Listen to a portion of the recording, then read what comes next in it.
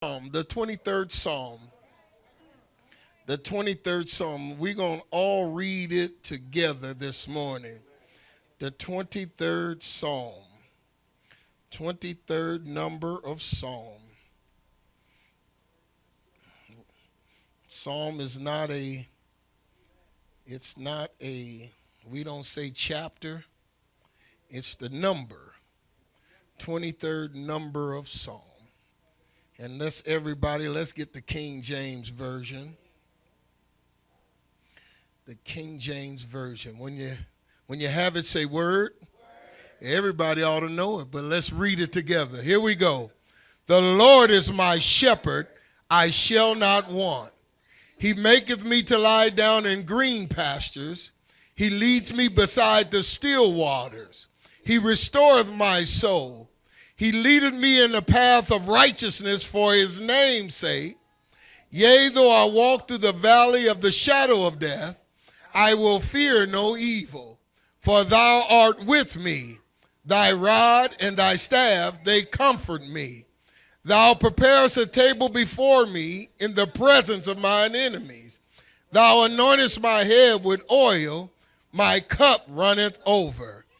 Surely goodness and mercy shall follow me all the days of my life, and I will dwell in the house of the Lord forever. Clap your hands for the word of the Lord. You may be seated. My subject today is continuing on with our series, Effectively Pursuing Your Destiny. Effectively pursuing your destiny. And my thought derives from this, from St. John 16:33. The King James Version says, "These things have I spoken unto you, that in me ye might have peace. In the world ye shall have tribulation, but be of good cheer. I have overcome the world." Today we're going to focus on the third and the fourth verse of the 23rd number of Psalm. Because the 23rd number of Psalm is one of the most popular scriptures in the Bible today. But today we're going to focus on verses 3 and 4 to help us understand that while we are pursuing our destiny and our purpose, there are going to be some dark days and some long nights. But I want you to rest assured that the Lord is with you. Look at three people and say, "The Lord is with me." The Lord is with me. He's with me. He's with me. The beautiful thing about in the time of peril, that Jesus said, "Come unto me, all ye that are heavy laden, and I'm going to give you rest." So despite what we're going through, Jesus said, "Just come to me. For I am your shepherd." Then I love when Jesus said, "I'm the good shepherd." He didn't just say what David said. David said, "The Lord is my shepherd." But Jesus said, "Yeah, I'm your shepherd, but I'm the good shepherd." And a good shepherd looks out for the sheep. Today I want our focus I want us to see ourselves as sheep in the pasture of the Lord. In verse 3 of the text, David acknowledges that the Lord not only renews his strength when he's worn down, not only does what? Renew his strength when he's worn down. He said he restoreth my soul. Our soul houses what? Our emotions, our will, and our thoughts. So he restored. Sometimes we're just emotionally drained. Oh, y'all don't, come on, talk to me. Sometimes we get emotionally drained that it causes us not to think right. And when we're not thinking right, we're no longer motivated to push ahead. But along comes the Lord to restore the emotions. He said, with joy shall you draw waters out of the well of salvation. So when you drink of him, your emotions are restored. And when your emotions are restored, you start to think more clear. And while you're thinking clear, you get motivated to push ahead. Look at somebody, say, God, my God restores me. Clap your hands right there, right there, right there. So in the text, David acknowledges that the Lord not only renews his strength when he is worn down, but he also brings him back into focus when he is distracted and begins to walk on another path not given by him. See, sometimes, yes, the Lord restores us, but sometimes he also realigns our focus. Sometimes he has to realign our focus because distractions come. Distractions come. And you know, we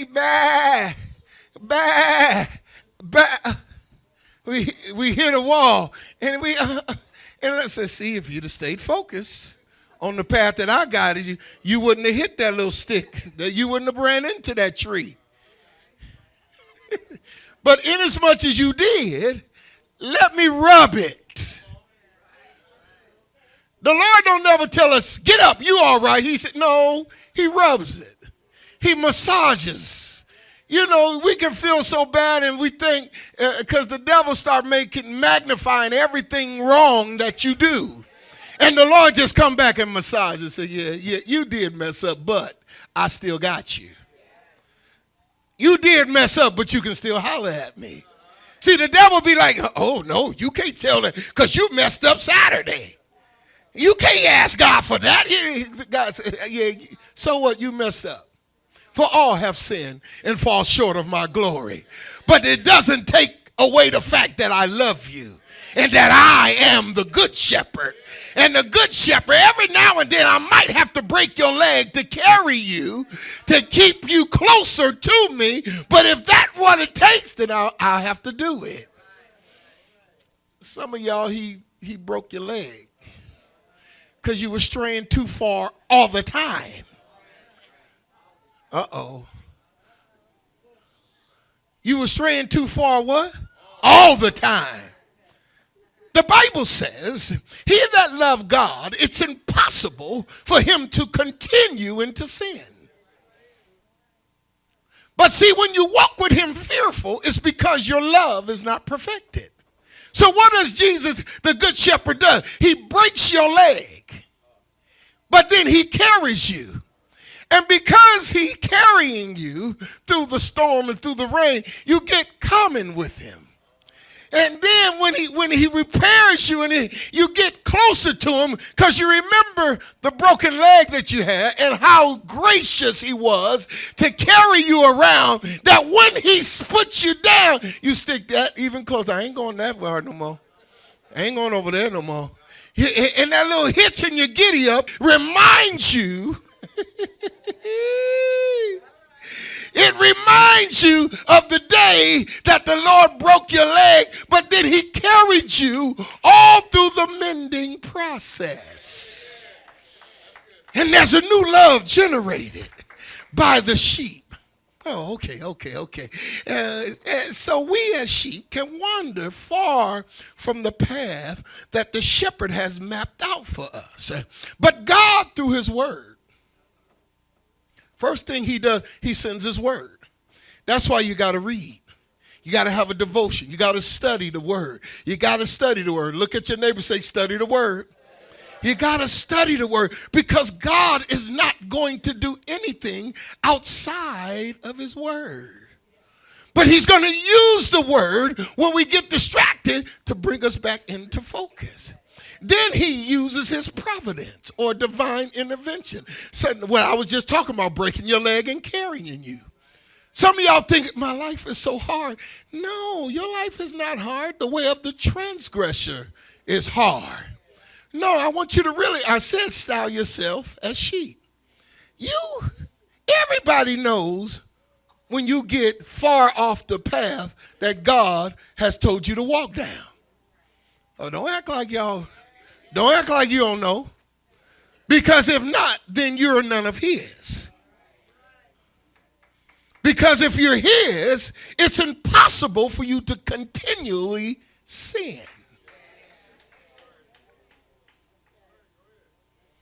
I'm going to let that marinate because some of y'all looking at me funny. But that's okay. That's okay. It's utterly impossible for you to constantly and consistently sin when you are in God, because his seed, the word, remains inside of you, and it always going to let you know, that's against these principles. I don't care if you just read the Lord is my shepherd.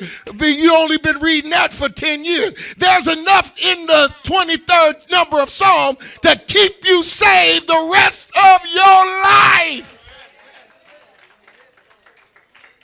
So it ain't about the quantity of scriptures that you read.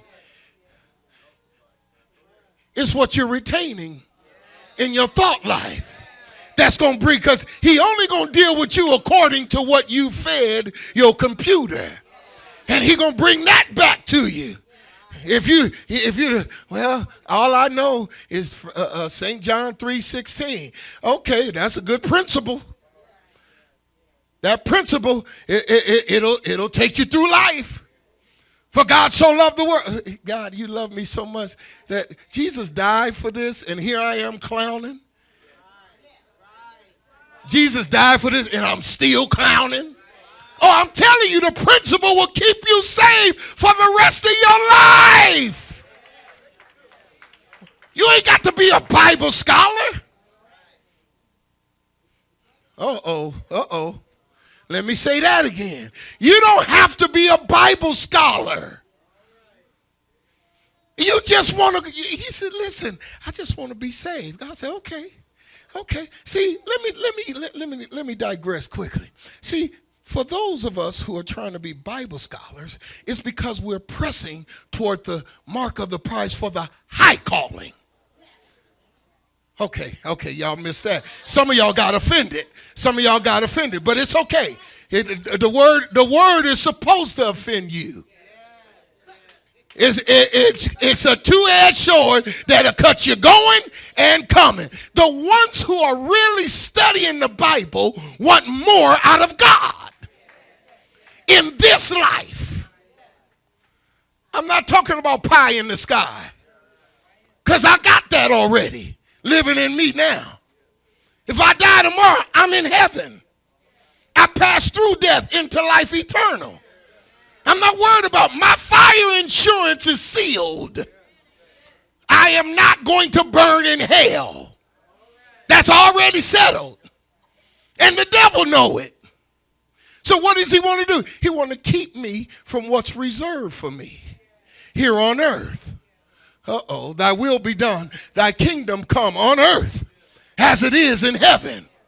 Okay, he don't want me to tap into that which is reserved for me. So what does he do? He's got to distract me through life's scenarios to keep me hidden from what God has for me.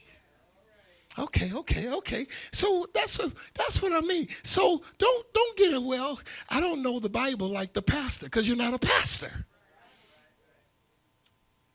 Okay. Let me talk over here. Don't get in your mind. Don't let the devil trick you by, I don't know the Bible like the pastor. You don't have to know the Bible like the pastor. The pastor knows the Bible because his life depends on him knowing the Bible like I know the Bible. I told somebody ever since I've been saved, I've been saved. Because I know if I ever went back, I wasn't going to make it back. But that ain't everybody's situation. That's why Paul was different from Luke. Matthew was different from Paul. Paul was like Paul, like nobody else. Because his lifestyle calls for him. Listen, I got to make myself a prisoner of Jesus Christ, because if I don't, I'm going to start killing folks again. Oh, okay. Okay. See, that's why the good shepherd knows all the sheep. He knows what you require. He knows what you require. He knows what you require. And he's leading us all. Oh, y'all missed that one. I'm in the same herd as you. But I had a stubborn will, Lysandra.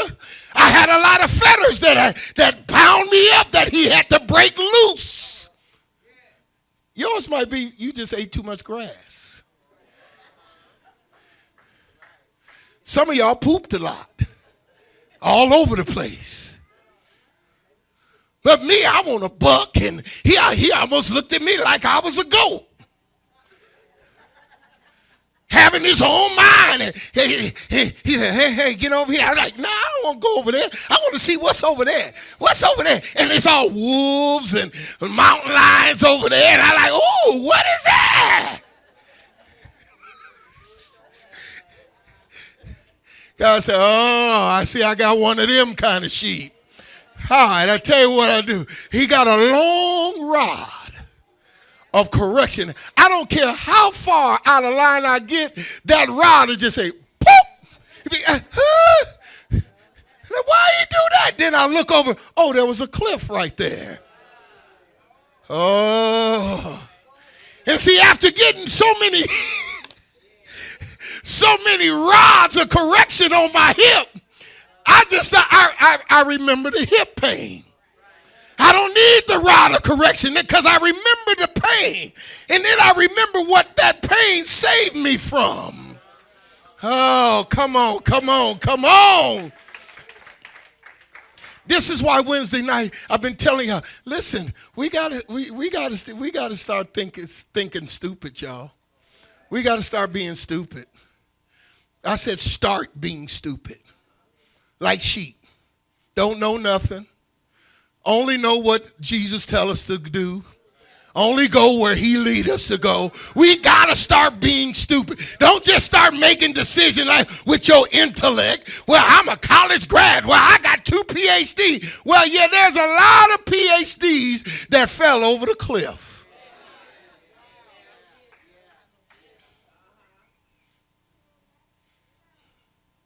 Great is their fall. Oh, okay. All right, let me. And then he equips us with the Holy Spirit to guide us back to the path of righteousness. Now, here's what I want to get to. I want you to understand. How many going through some stuff? Raise your hand. No, put your hand down. Because that ain't good enough. I knew somebody was going to say, well, we all going through something. No, I'm talking about, yea, though I walk through the valley of the shadow of death. I'm talking about you've been going through some stuff that you just feel, I'd be better off dead.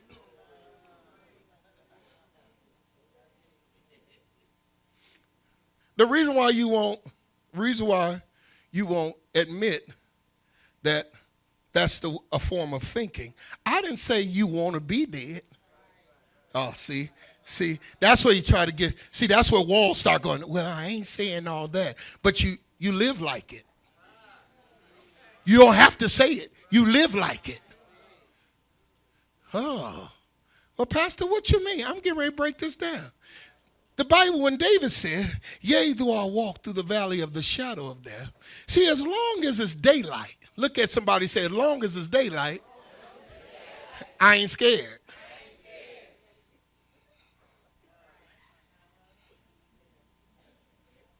See, that's how sheep are. Why? Bah, Bah. And Jesus say, okay, we're going to go through this valley right here. And the mountains in the valley are so high that it blocks out the sun. And it causes a shadow of darkness. And as soon as the sheep see darkness, they get scared. Be quiet, children. Children, Donnell, y'all be quiet. The devil don't want the people to hear this. See, Jesus is leading us. He's leading. To say Jesus is leading me. The good shepherd leads me. And he's leading us into the valleys. And in those valleys are high mountains.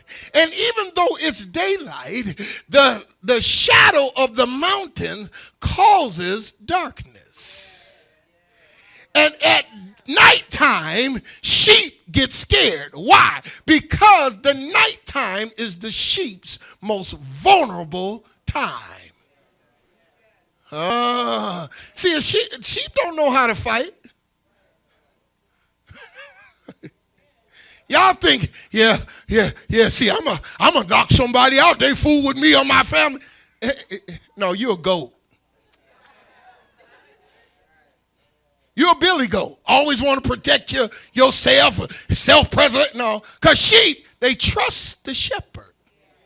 But because they trust the shepherd, it does not prevent fear from coming over them. Because nighttime, they can't see the shepherd. But they know there are predators all around, and they are waiting till nightfall to strike. So what does that say? In verse 4, David said, even though I walk through the valley of the shadows of death, shadows, plural. That means it's a mass of shadows. Everywhere I look around, it's darkness. And that's why I asked you about your dark times. You're having some dark days. You just, oh God, I feel like, wow, Lord, if I was out of here, I wouldn't have to worry about this stuff. But Lord, I know it ain't my time to go, but gee whiz, what is going on? And, I just feel so vulnerable because I don't understand what's going on. How many have said that to the Lord? I just feel, I just don't understand what's going on. And when you don't understand, what happens? You feel vulnerable. And vulnerability breeds what? Fear. Oh, here we go. See, the nighttime is the most fearful time for a sheep because they are most vulnerable to their predators. And the same can be said about us as believers. When the path God has led us into the valley surrounded by a huge mountain that blocks out the sun, it causes us to think about what's on the path that God has us on that can hurt us.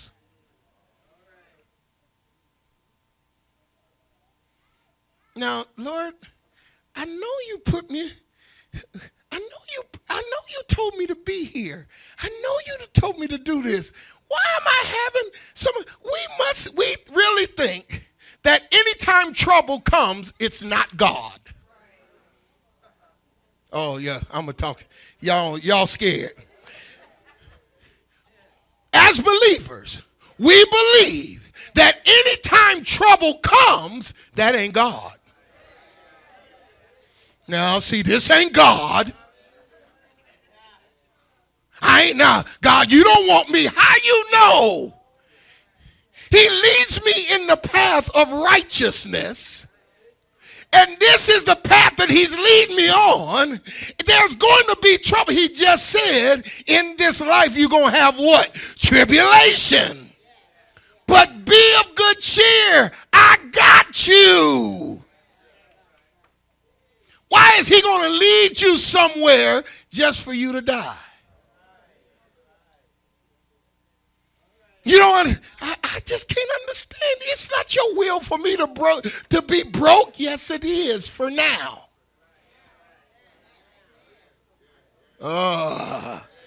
I wish I had a praying church that could really be real and say, you know what? That makes a lot of sense. Yeah, it ain't God's will for I ain't supposed to be on the bus. For now, you are. This is the path for your righteousness. Maybe your mind is too high. Maybe your thought life is off. Maybe your emotions are not intact. And maybe your will has been hindered because you have too much distraction. And the only time you're going to call on the Lord is when you feel vulnerable. He knows what he's doing. Everybody's path is tailor-made for them. Stop telling for, you know what, this ain't, it ain't, I just know it ain't the will of God. That's a lie. It ain't the will of God that I suffer. Oh, he did say if you want to reign with him. See, that's coming from the church world, all this microwave gospel. Name it, claim it, blab it, grab it, all that stuff. God don't want you to. No, that's a lie. Don't tell me God don't want us to suffer. It pleases God to allow us to go through. Just like it pleased God to bruise his son. And Jesus, for the joy that was set before him, endured the cross. For the joy. Oh, yeah. Oh, this pleases Daddy. And what we forget. Listen, David said, he leads me in the path of righteousness because I bear his name. Y'all see, y'all forgot about that. Why? Because I bear his name. And in the midst of my vulnerability, he know my senses are heightened. My sensitivity to his word, my sensitivity to his spirit is heightened. Why? Because I'm scared. But I ain't scared to punkhood. I'm scared because it's a natural emotion for me to be afraid of that which is uncommon to me. But because the Lord is my shepherd, I know I'm coming out all right. Hallelujah. I know I'm coming out. Tell somebody, I know I'm coming out because the Lord is my shepherd. Clap your hands right there again and give him praise.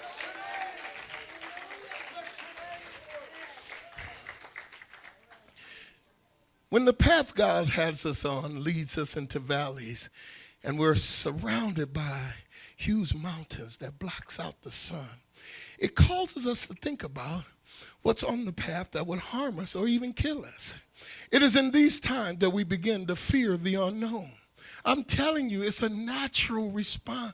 We're first natural, then spiritual. Jesus said, Father, if it be possible, let this cup pass. Father, if it be possible, I don't want to go through this valley, but nevertheless, see, because I'm not a punk, nevertheless, I know you're with me, so let your will be done. It's something in me that you're trying to get out of me, so let your will be done.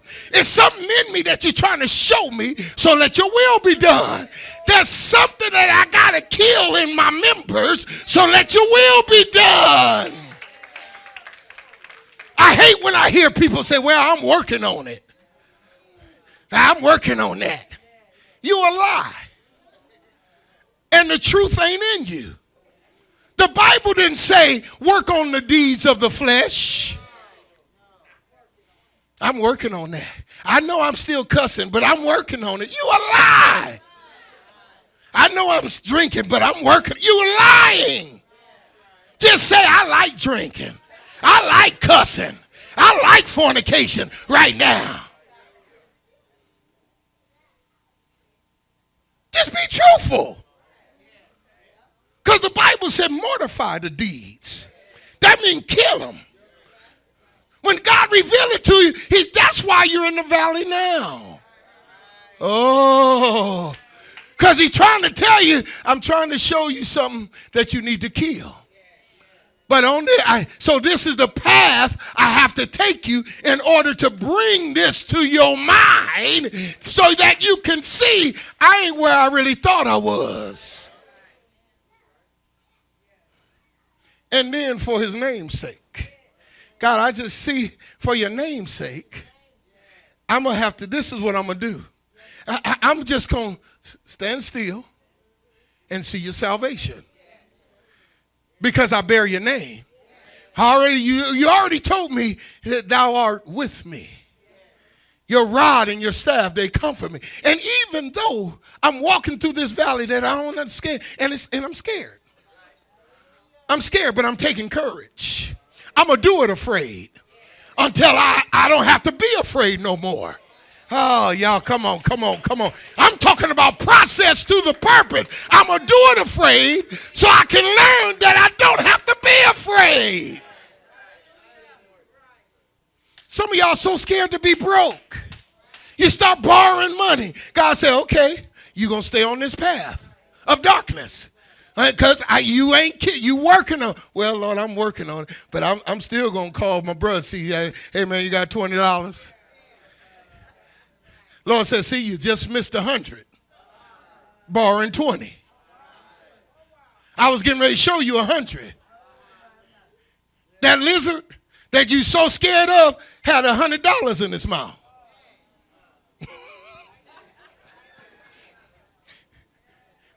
See, because in the dark time, your senses are so heightened because you can't see everything. Anything you hear, you be, Mama. Why do everybody call Mama when they get scared? Mama.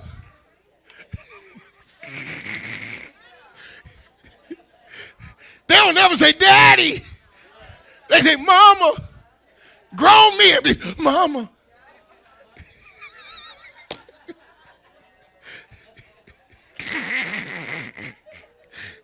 I don't know, mothers. I don't know what it is. But, in that time, our sensitivity is heightened. Then we hear every little thing we hear. Then we slow our pace.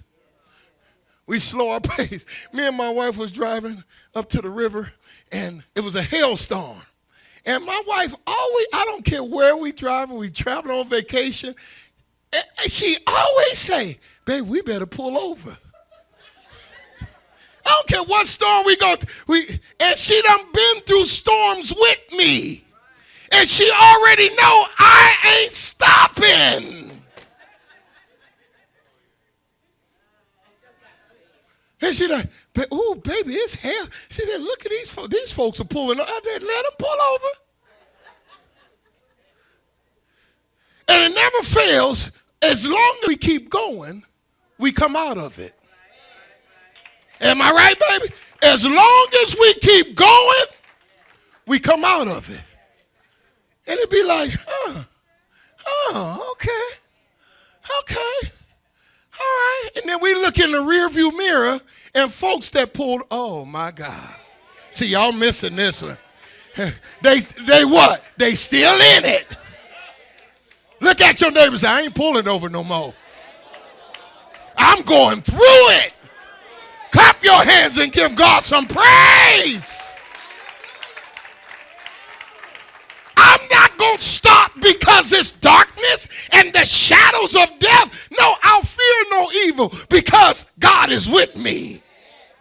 So since God is with me and he's more than the world against me, I guess I'll just do what? Just go through it. Yay. I'm almost closing. But it is in these times that we begin to fear the unknown, or we start beginning to look for the nearest exit off the path. Pastor, what you mean? You're broke, you start looking to borrow money. The word says, but my God shall supply all my needs according to, because the path is fearful, you say, well, who can I borrow from? We start looking for an exit way. Pastor, what you mean exit? We want to get out of the pain of not having. It's a natural, I'm telling you, it's a natural response. But God has given us a supernatural. He given us Holy Spirit, so now we have a supernatural power. See, I'm telling you, if you don't break this down and tear down the stubborn will in our own lives, we're going to stay in the valley of the shadows of death. And God said, well, we're going to stay here for a while. I'm with you. But we're going to stay here a while. Because you don't want to kill what I'm revealing to you. Oh, I'm going to let that marinate. You don't want to kill what I'm revealing to you. So I'm going to let you stay in the torment of the darkness. At night, you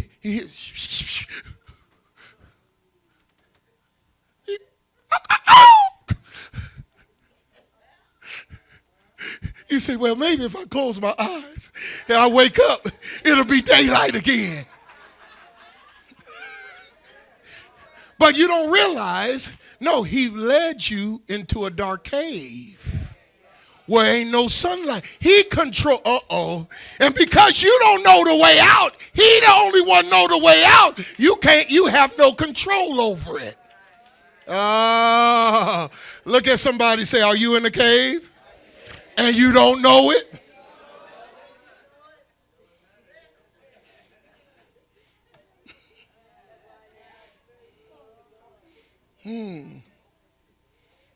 See, the good shepherd, he know what he doing.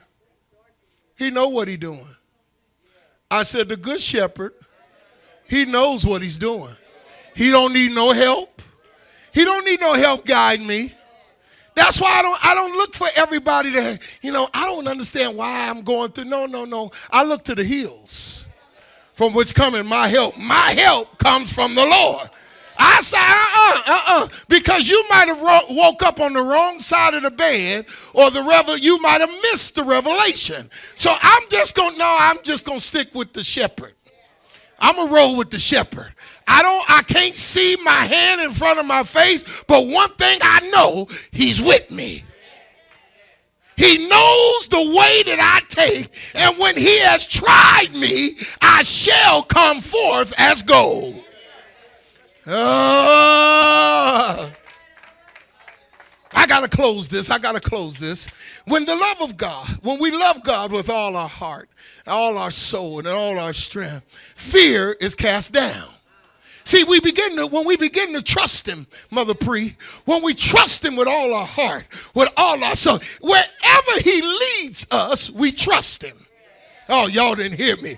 I'm telling you, Sharon, if you trust him with all your heart, with all your mind, and all your soul, wherever you lead him, wherever he leads you, you trust him. It might not look good, but it's going to work out for your good. Why? Because you trust him. Why? He's with me. He's never led me into anything that will hurt me, only to help me. Even though it don't feel good, it's going to work out for my good. I just got to trust him. I got to stick with him. If he say stay right here, if he say camp out right here, then I'm camping. I can't see nothing, but he feeds me. Or he'll send somebody to feed me. Why? Because I trust him. I gotta close. The psalmist says, because the good shepherd not only leads him down the path, but he also is on the path with him. I have nothing to fear because the good shepherd has a rod to protect me. He protects me from all who would try to hurt me while I'm in my vulnerable state. I just lost my mama, so I'm vulnerable. The good shepherd say, yeah, don't be around these people.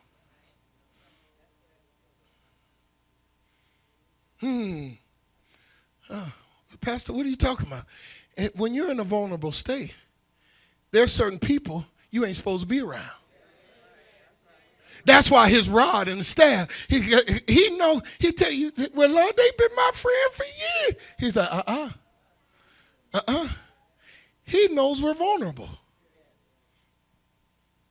That's when his protection comes in. He's like, okay, it's nighttime.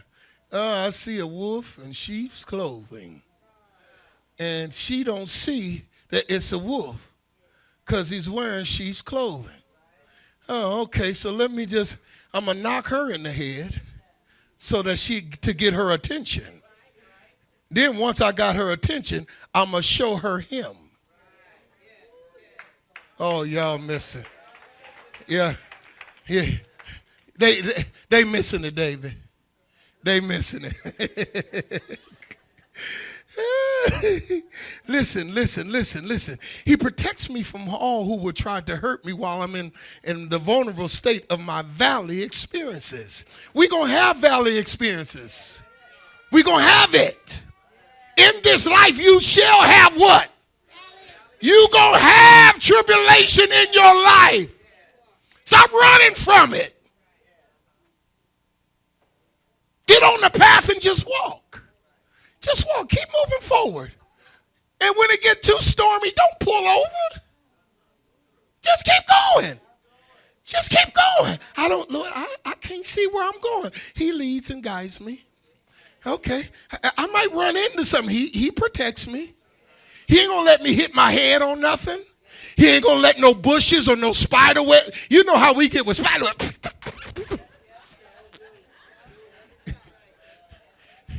He going to say, duck to the left. But keep on walking. Don't stop. Just duck to the left. And then you're like, well, Lord, what is... And then somebody who just walking, and then next time you see them, you say, I would have ran into that spider web. Oh, y'all missing. Y'all missing a good message.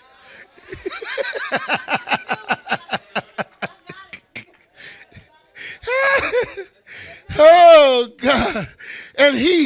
But the greatest enemy that he protects me from while I'm in the valley is who? Myself.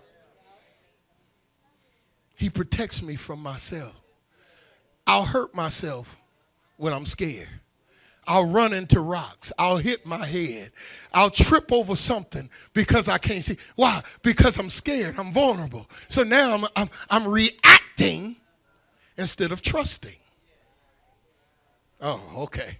Mothers, I said I'm reacting instead of trusting. Every little thing come at me, Virg, I start reacting instead of just, if I could see it, I know you saw it. Because you're the good shepherd. You ain't just walking with me, talking with me. Okay, stop. Jump. Okay, keep walking. You're like, what did I do? I ain't even care what I just jumped over. It's better unknown. Because if I look back and I look, be like, oh my God, is there more of those on the pathway? No, I don't want to know. Something Lord, can you show? No, don't show me. Just keep me. Just keep me. I don't have to see all the stuff. Just keep me. Let me close. Dark time in our lives calls us to make decisions based on fear that have the ability to run us into more trouble. Oh, yeah. Dark times cause us to make decisions that lead to more trouble. We think we're making the best decision for ourselves. It only leads us into more trouble. Because we're not following the good shepherd. We're making our own decision. Lord, you taking too long. I got to make a move. And now I got 2 knots on my head instead of 1. And I got this big bruise on my, and then when I finally coming out, I'm coming out like this. And people are like, whoo, you've been in a battle. Yeah, but I'm out. But I was in the same path with you. Well, you don't look like it because the Lord is my shepherd. And I trust him. I got to close. But even in those times, the good shepherd is still there. When I come out and I'm all bloody, he said, all right, stand still. Let me see. He start patching you up. See if you just listen. If you just wait patiently on me.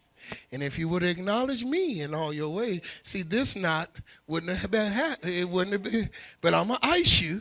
And now then you coming out, then you come out, people say, man, look like you was in the battle, but you didn't get scarred. He said, boy, if you'd have seen me last week, I had knots all over my head. But God, thanks be to God, who always, even when I mess up, he always gives us the victory.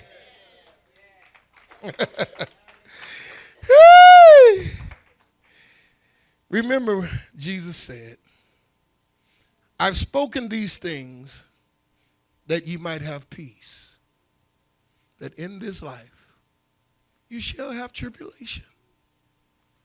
But be of good cheer. Don't worry about it.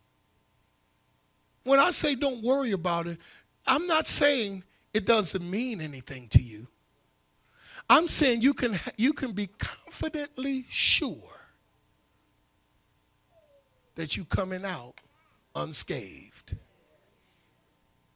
As long as you're following the Good Shepherd, you are going to be fine. It don't look like it. It don't seem like it.